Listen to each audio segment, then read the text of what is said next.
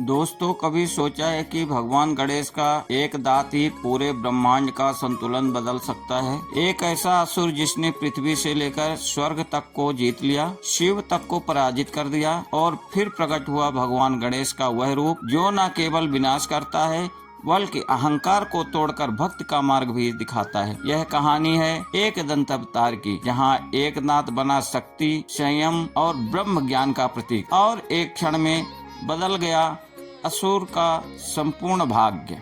इस अवतार में भगवान गणेश का एक ही दांत है। यह अवतार मदासुर के दमन के लिए हुआ। यह एक दंत अवतार जो एकता और सामंजस्य का प्रतीक है। एक दंतावतारी वे देना ब्रह्मधारक मदासुरस्य हंता साया कुवाय न गए स्मृत। भगवान गणेश का एक दंत अवतार देह ब्रह्मा का धारक है। वह मदासुर का वध करने वाला है। उसका वाहन मूषक बताया गया है। मदासुर नाम का एक बलवान पराक्रमी दैत्य था। वह महर्षि च्यवन का पुत्र था। एक बार वह अपने पिता से आज्ञा लेकर दैत्य गुरु शुक्राचार्य के पास गया। उसने शुक्राचार्य से कहा कि आप मुझे कृपा पूर्वक अपना शिष्य बना लें। मैं संपूर्ण ब्रह्मांड का स्वामी बनना चाहता हूँ। आप मेरी इच्छा पूरी करने के लिए मेरा उचित मार्गदर्शन करें। शुक्राचार्य ने संतुष्ट होकर उसे अपना शिष्य बना लिया। सर्वज्ञ आचार्य ने उसे विद सहित एकाक्षरी हीम शक्ति मंत्र दिया। मदासुर अपने गुरुदेव के चरणों में प्रणाम कर जंगल में तप करने के लिए चला गया। उसने माँ भगवती का ध्यान करते हुए हजारों वर्षों तक कठोर तप किया, यहाँ तक कि उसका शरीर दीमकों की बाबी बन गया। उसके चारों ओर वृक्ष आ गए और लताएं फैल गई। उसके कठोर तप से प्रसन्न होकर भगवती प्रकट हुई। माता ने उसे निरोग रहने तथा निष्कटंक संपूर्ण ब्रह्मांड का राज प्राप्त होने का वरदान दिया। मदासुर ने पहले संपूर्ण धरती पर अपना साम्राज्य स्थापित किया, फिर स्वर्ग पर चढ़ाई की। इंद्रादि देवताओं को जीत कर यह स्वर्ग का भी शासक बन बैठा। उसने प्रमदासुर की कन्या सालसा से विवाह किया। उससे उसे 3 पुत्र हुए। उसने शूलपाणि भगवान शिव को भी पराजित कर दिया। सर्वत्र असुरों का क्रूरतम शासन चलने लगा। पृथ्वी पर समस्त धर्म कर्म लुप्त हो गए।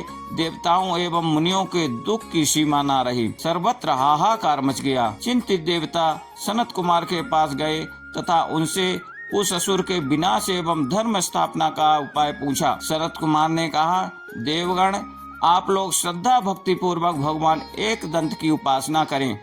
वे संतुष्ट होकर अवश्य ही आप लोगों का मनोरथ पूर्ण करेंगे।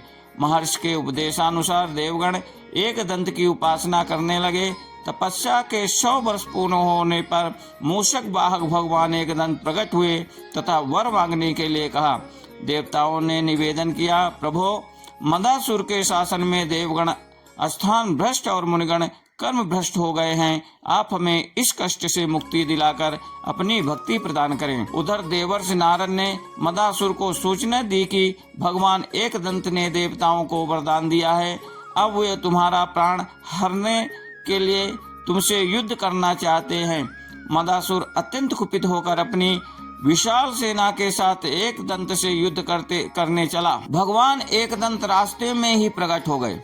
राक्षसों ने देखा कि भगवान एकदंत सामने से चले आ रहे हैं। वह मूषक पर सवार हैं। उनकी आकृति अत्यंत भयानक है। उनके हाथों में परश, पास आदि आयुध हैं। उन्होंने असुरों से कहा कि तुम अपने स्वामी से कह दो कि यदि वह जीवित रहना चाहता है तो देवताओं से द्वेष छोड़ दे, उनका राज उन्हें वापस कर दे। अगर वह ऐसा नहीं करता है तो मैं निश्चित ही उसका वध करूंगा। महाक्रूर मदासुर युद्ध के लिए तैयार हो गया। जैसे ही उसने अपने धनुष पर बाण चढ़ाना चाहा कि भगवान एक दंत का तीव्र परश उसे लगा और वह बेहोश होकर गिर पड़ा। बेहोशी टूटने पर मदासुर समझ गया कि यह सर्वसमर्थ परमात्मा ही हैं। उसने हाथ जोड़कर स्तुति करते हुए कहा कि प्रभो, आप मुझे क्षमा करो, अपनी दृढ़ भक्ति प्रदान करें।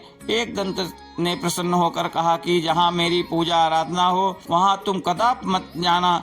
आज से तुम पाताल में रहोगे। देवता भी प्रसन्न होकर एक दंत की स्तुति करने अपने लोक चले गए। बोलो एक दंत भगवान की जय।